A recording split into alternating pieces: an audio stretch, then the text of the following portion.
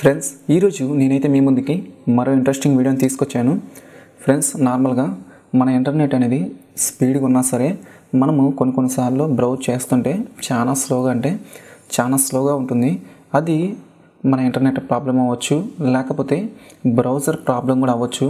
మీ internet అనేది చాలా స్లోగా ఉన్నా సరే మనము 4G స్పీడ్తో బ్రౌజ్ ఎలా చేయాలంటే ఫ్రెండ్స్ దీనికి ఒక మంచి అప్లికేషన్ అయితే మనకైతే ఉంది.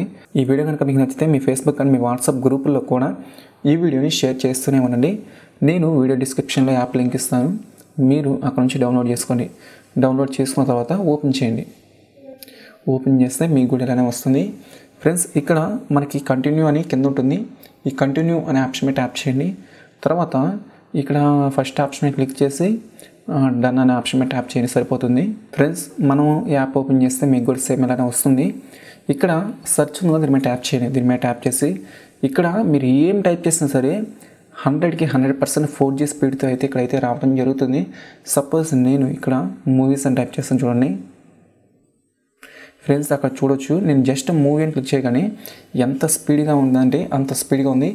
మీరు ఇమేజెస్ డౌన్లోడ్ చేసుకోవాలన్నా, వీడియోస్ చూడాలన్నా రియల్లీ చాలా స్పీడ్గా ఉంది.